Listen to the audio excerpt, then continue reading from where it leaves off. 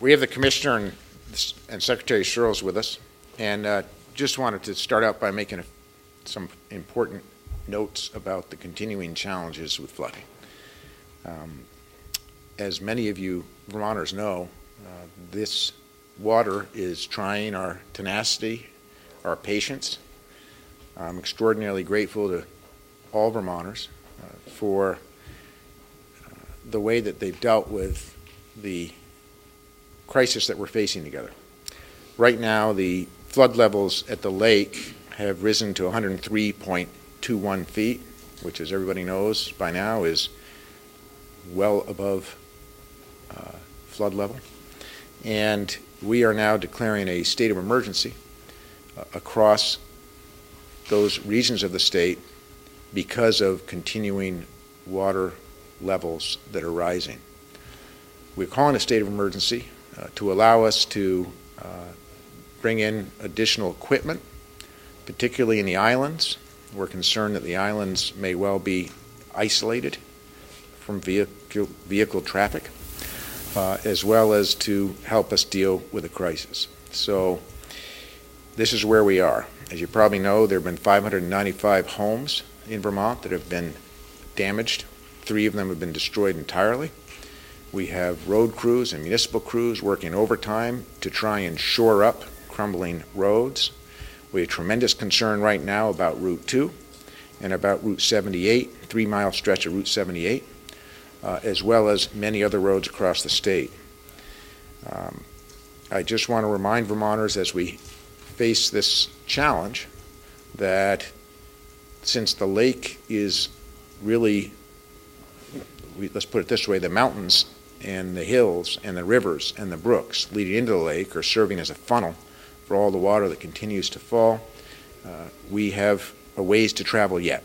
So I just want to say I'm grateful to all the state highway folks, the municipal highway folks, emergency management folks, Red Cross, volunteer fire departments, police officers, both municipal and state, who are working so hard to help us through this crisis. We're going to stay on top of it, but we have now declared a state of emergency because we're extraordinarily concerned about the islands being isolated from access. And I'll turn it over next to the Secretary and then the Commissioner. Thank you, Governor. Before we get to the situation at the islands, there's a little bit of good news. We have reopened Route 73 west of Brandon. The Otter Creek was affecting that. And we have Route 129 in Alberg open, one lane. That's because the winds are predominantly from the north today. If they shift around to the south, 129 and Alberg will be closed again. Still closed, Route 36 St. Albans, Route 125 West Addison. The 125 West Addison has been important because it's egress from the ferry crossing, New York State, which is the reason Route 17 was so important. Route 17 remains a minor concern because of the lake waters rising. We have a good fix in there, and it's stable, but we're watching it closely because we may have to add material there. We're also keeping an eye, obviously, on the New York situation as well. Major concerns this morning, Route 2. The causeway has been completely armored breakwater, if you will, created on the south side. The wind is coming from the north today, and that's where they're working. So we've got a big job to do the north side. We think that that's going to do the trick in terms of the causeway. Problem is east of the causeway and east of the state park, where water is now completely across the road, 4 to 6 inches at the center line. And so we're putting jersey barriers in there, and are ready to add some fill, and hopeful that that will do the trick. Got about 10,000 cubic yards of rock have been applied up there at that causeway so far, and more fill will need to be brought in for that area where water crosses the road. Obviously, what we're trying to do is make sure that Route 2 remains a viable transportation link to the islands throughout this, but as the water goes up, of course, we're seeing effects we've never seen before because the water's never been this high. problem we're most concerned with is up north, Route 78, where, as the governor said, we've got about 3 miles where the water is backed up from the lake into the Missisquoi River. And remember, we're not talking about what we were talking about last week, which was velocity. We're talking about volume now in the lake, and the fact that it's backing up into Missisquoi River at that location. And so the fix there is a little more difficult because without delineation between the river and the asphalt, especially at night, and no guardrails or anything like that, it becomes a safety situation. We're going to try to create delineation. We'll probably have to bring Route 78 down to something less than its normal width in order to do that. But we have crews up there now. Jersey barriers for 3 miles, probably not an option. We just don't have access to that many. So start out with some stakes, reflectorized stakes in the ground to delineate the roadway, and then try to do something with additional fill along that stretch. Obviously, the only thing that's really going to remedy all of this is if the lake starts to come down, and we're still talking about 24 hours or so before a crest is expected. That's the update. Thank you, Secretary Searles. Commissioner Forn. Yeah, just very briefly, the rationale behind the declaration by the governor is just a precautionary measure. What it does is it allows us access to medevac resources and also special vehicles should we have to go in and evacuate people from the islands. But it is a precautionary measure at this point, but one that's prudent under these circumstances due to the weather and due to the constant rising level of the lake. So that's the backdrop as to why this is appropriate for the islands. And it is precautionary, and we'd rather be prepared and have the resources available rather than having to scramble to get them. Thanks. Thank you. Now, if you all are willing to come up, we're going to talk a little bit about a breakthrough that I'm happy to announce with the Vermont State Police. Yeah. Welcome. I'm happy to announce that the state of Vermont and the Vermont State Troopers Association have reached a contract agreement. I've said many times to my friend down in Wisconsin and throughout the states who are currently waging an assault on collective bargaining rights that in Vermont we find we get more with maple syrup than we do with vinegar. We had a good maple sugaring season this year, and that's evident in this agreement. I want to talk a little about why this is so important to Vermonters. As you know, the state police keep us safe. They keep Vermont one of the safest states in the country. We have the best state police force in the country. I expressed during the campaign my concern that Vermont State Police, particularly at starting wages for new recruits, get paid considerably less than their counterparts and are underpaid, in my judgment. What that means for us is that as a state and as employers, we have difficulty recruiting because of our low starting pay. And if we're successful in recruiting, we have difficulty retaining trained state police.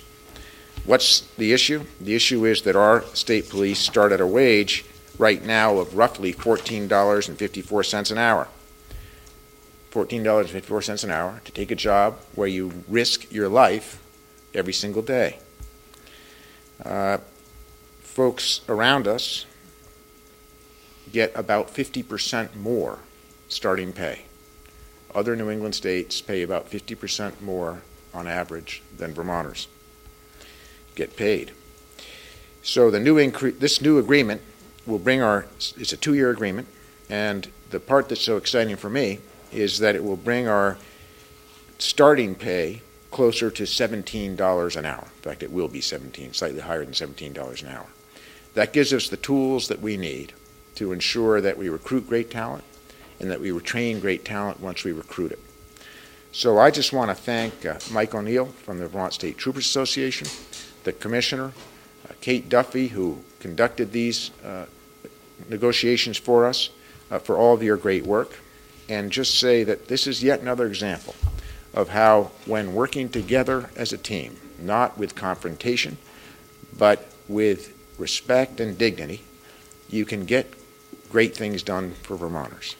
It also is an agreement that's fiscally responsible and that balances our tough economic times with the realities of a budget that has no extra money. So I would now like to turn this over first to Kate Duffy, who negotiated the agreement, and then take it from there. Welcome. Thank you, Governor. Hello, everyone. I just thought I'd highlight a couple of the terms of this agreement. As the Governor stated, it's a 2-year agreement. In the first year, there will be no across-the-board salary increases, and steps will remain frozen for an additional year by adding 1 year to the step date. However, in the second year of the contract, to address the concerns that the Governor has highlighted, we are implementing a single revised pay plan for the Vermont State Police. This is designed to increase the entry level of salaries, but it is also designed to address troopers at the stage of 7 or 8 years in, which is when we've from analyzing the data realizes the key time when we have retention issues. There's also will be a reinstatement in the second year of the holidays of Town Meeting Day, Bennington Battle Day, Washington's birthday, and there will be a reinstatement of time and a half for compensation for holidays of New Year's Day, Memorial Day, July 4th, Labor Day, Veterans Day, Thanksgiving, and Christmas, which unfortunately some of our troopers have to work. So I just want to take a minute to thank Mike O'Neill and the VTA for working with us in a very constructive fashion to tackle a problem that was a joint problem for DPS and for the VTA. And it's nice to know that we can work collaboratively with them through the collective bargaining process to achieve results that I think are good for the state and good for the troopers as well. And with that, I'll turn it over to Mike. Thank you, Commissioner Duff. Mike O'Neill. Good morning. Again, I'd like to thank the Governor and his administration for the collaborative effort on this negotiations and the agreement that we reached. It's a very positive step for us to be moving forward and starting to move in a direction where we're addressing a problem that we have faced for a long time. We haven't reached an agreement on a contract that has even moved us in a direction of being competitive with other state police agencies in close to 10 years. So this is a very positive step for us. As they have each said, this meets the needs of both sides. In the first year, we're going to maintain a pay freeze that was initiated in last year's contract. We're also going to maintain parts of the pay cut from last contract. But in the second year, we will start to address these problems. Our members also this year reached an agreement with the legislature where we're going to increase our contribution rate in the retirement system by 1.3%, which will also amount to a pay cut for our members this year. But it ensures the sustainability of our retirement system, and it reduces the amount of money that needed to be allocated into the funds this year. So we certainly are trying to do our part to continue to help with this problem, while at the same time trying to address the issues that we face. So I would like to thank the Governor and the Commissioner, and I have nothing further. Thank you, Mike. Thank you, Governor. Commissioner Flynn. Thank you. First of all, the strength of the Vermont State Police lies in the people that participate in the day-to-day law enforcement activities throughout this state. It's a highly selective group of individuals, and we are lucky to have these people serving us. Being a highly selective group of individuals, that makes it more difficult for us to engage in the hiring process. 2008, 414 applicants. Out of those 414 applicants, 19 troopers were hired. 2009, 758 applicants. 24 troopers were hired. 2010, 986 applicants. 1.3% of those, or 13, were hired. From a management perspective, we need to be aware of those numbers because we need to look at that in regard to what numbers of troopers we're going to have retiring over the next few years and how we're going to be able to get qualified candidates to come into those positions. There are approximately 327 sworn positions right now. We have approximately 20 vacancies. I believe we've had 5 in the last 4 months that have been created where we've had officers go to other departments. When you look at our staffing needs as we project them out for fiscal years 2016 through 21, we have 98 members of the Vermont State Police retiring. That really emphasizes the importance of being able to attract qualified candidates and then being able to keep those candidates that turn into troopers, that make it through our process, and keep them part of this great organization. We need to specifically look at the 2 to 10-year group. Those are the people that we want to be able to keep in so that we get their commitment for further employment within the state. Because as I said when I first started, the strength of the Vermont State Police lies in the quality of the people that serve this state. We're very proud of them, and we're lucky to have them within our ranks. Thank you. Thank you, Commissioner. Thank you. And we'll keep our flood team and our law enforcement team here and answer any questions you might have. Just a quick question. You gave the hourly rate, Governor. What's the starting yearly salary for the average serviceman? Who is salary that you work? $17 an hour, what does it work out to? I can try to answer that. Our annual salaries are not based on a 40-hour week. Our members work a 45-hour standard week, so 5 hours of that is at time and a half. So 17 times 45, 47 and a half hours a week would be the starting salary. And what is the average salary of the teacher now? I can't answer that. I don't know the answer to that. I don't have an average number. The $17 is the, under this new contract, right? Previously it was Previously it was $14. 14.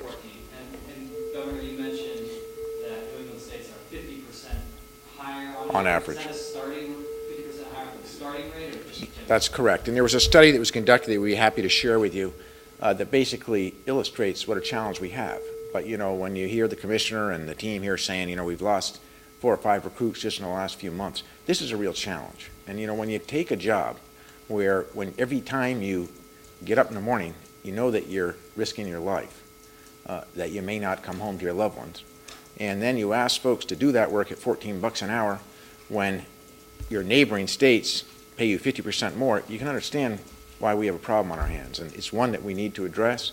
I think the fact that we've negotiated a contract that has a 0 increase for yet another year in these tough economic times, and then takes the additional resources and devotes them to a real problem that's going to help us retain and recruit is just a great message for Vermont, the future of Vermont's public safety. What's the overall increase in costs? Commissioner, you want to hit that?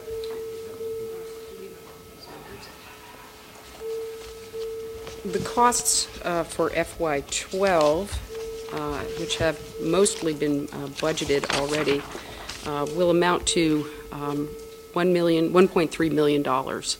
The costs in FY13 will be approximately $2.3 million for an overall cost of approximately $3.7 million. So but you want to know the increase. Is that what you're after? The increase, it's not, it's the way the pay plan is designed, it's not an across-the-board increase percentage. The pay plan is designed so that an increase might be a higher increase in the earlier stages, but lesser at a different point. So it's not really designed in that manner. So that's not a question I can really answer. So the 1.3 for FY12 is the overall? The overall, Paying troopers? correct, 2.3 for the next year. correct. Exactly. How many troopers do we have now compared to, say, in 08? What's the status? I think we have about, Or some period if you have handy. I believe we have approximately 250 now. We've got 327. Oh, 327 now, okay.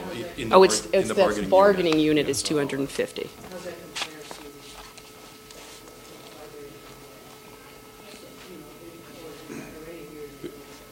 I believe it's very similar. The only difference would be the number of vacancies we've held over any given year. And 4 years ago, I think we were probably around the same with about 20 vacancies. What about those vacancies? Well, Well, certainly, we want to, I mean, we've had difficulty recruiting and retaining, so yes, to the extent that we can fill those positions, we will try and do so. But you were saying, Commissioner, that you had something like 986 applicants in 2010, and only 13 were hired. That's right. So all the rest turned you down? Or they Or you offered them jobs and you... it's probably more likely that they were not offered jobs rather than they turned us down. Right. I mean, part of the problem is the quality of the applicants that you're getting. And then the ones that you do want to make offers to, when they hear the starting salary, very often will say that's not something I can do, particularly given that there's a starting salary in, Chittenden or somewhere else that's, $17 or $18. It was hard to compete. Now we're hoping that we are competitive in the salary we can offer, and that given that we will have a higher caliber of applicant, so that because we're looking for the best and the brightest, and we're not going to just take an applicant simply to fill a slot. We're looking for the very best and the brightest. So you're saying you fill the 20 vacancies and you have the applicants, they're not frozen, they're not vacant because of the cost of No, they're not. You also do, there's some guys who just want more action somewhere else, I mean, is there not as much going on in Vermont? Well, we hope there's not. We want to keep it that way. That's our goal. I Our do. goal is to try to bore them to death. I don't know that it's so much more action as much as there may be troops who come here to try and get experience that they might not get anywhere else, and now that they've gotten the experience, then they'll move to another state. And that's part of the retention aspect of the pay plan, is that we're really trying to retain those individuals, because when you have a new law enforcement officer, it takes approximately $80,000 to train them and get them certified. So once we've done that, we really want to hang on to them. That's really important. I mean, one of the things, Peter, we're trying to do is run state government like a business. And I can tell you in my business experience that you have two challenges hiring. The first is if your wages are too low, you don't, compared to your competitors, you don't get the pool of quality applicants that you wish you had. The second challenge you have is that if you do, and when you do, you can't retain them. And your upfront costs for training are very high.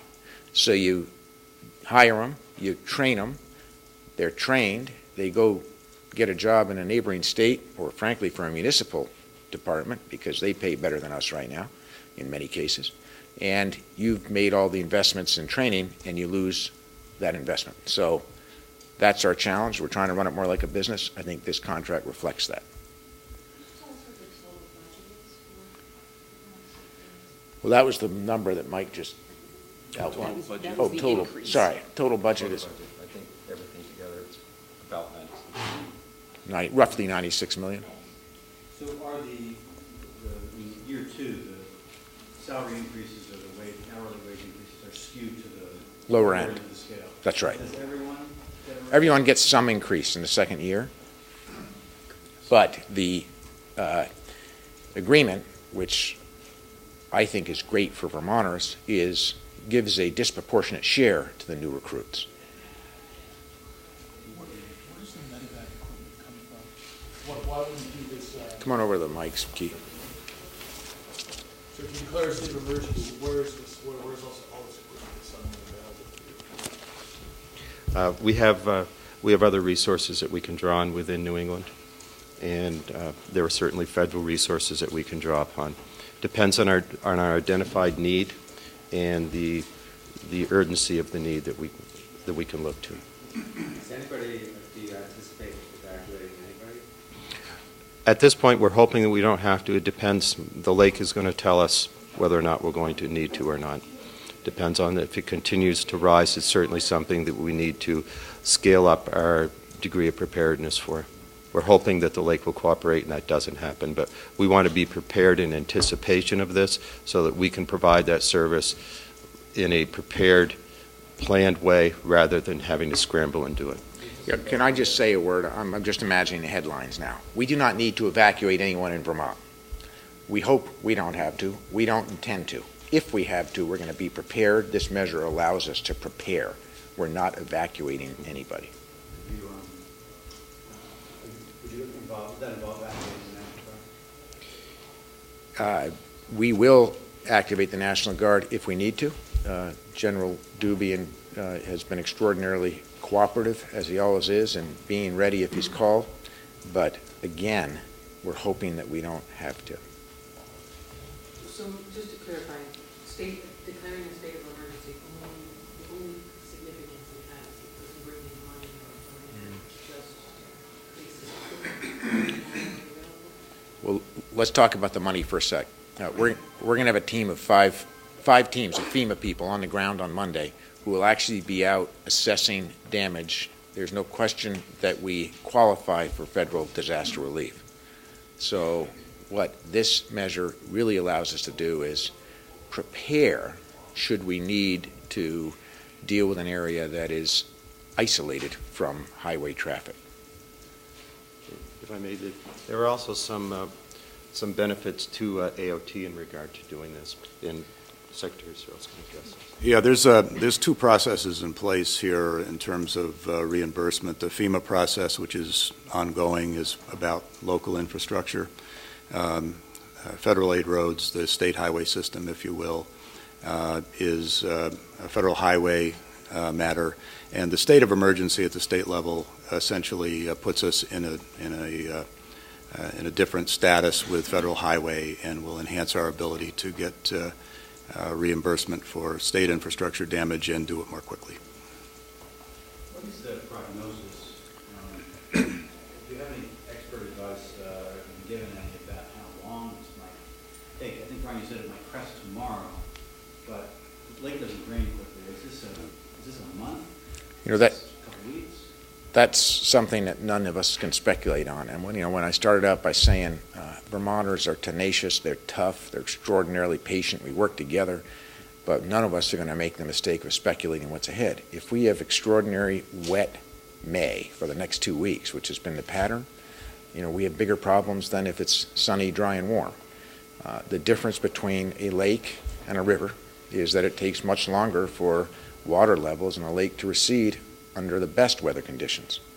So we're in for a bit of a haul, and so much depends upon whether the weather cooperates with us or not. What's the best case scenario? I'm going to let someone who spends more time in Vegas answer that one. If we get a crest tomorrow, and we don't know what that'll be.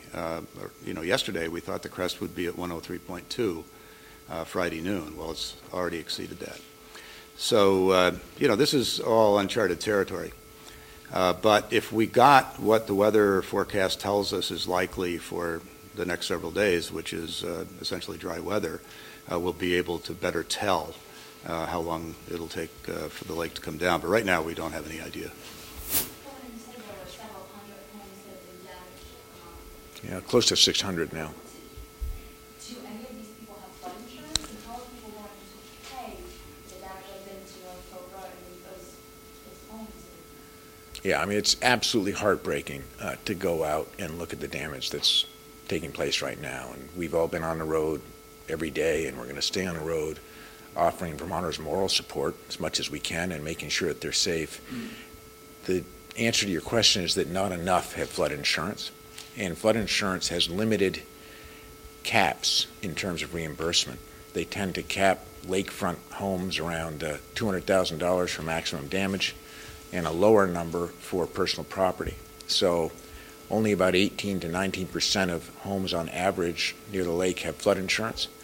And the flood insurance that we have those that have flood insurance, it doesn't always cover all the damage. So obviously, we're going to do everything we can to work with the 600 Vermonters that have their homes underwater. But our first concern is to keep them safe, to get them out of their houses in situations where they need to be, where it's safer not to be there. And as I've said before, the biggest loss of life, and we should all be grateful that we haven't lost any life in this flood, comes from vehicles. So I just remind Vermonters once again, if you hit an area of road that appears to have high water, do not venture into it. Use your good Vermont common sense so that we can keep Vermonters safe. We have time for one more. Is there any kind of state money that's going to come? Or maybe Well, this week, but do you see any emergency money from the state that would come to these homes? We're going to provide all the emergency money that we need to help rebuild as quickly as we can. In terms of the infrastructure damage, as you probably know, the federal-state match is 80% federal, 20% match. So we know that we have a lot of 20% match money just to come up with for infrastructure. In terms of the homes, we just haven't ventured into those waters yet. We first need to keep people safe, figure out where the damage is, and then assess what we can best do.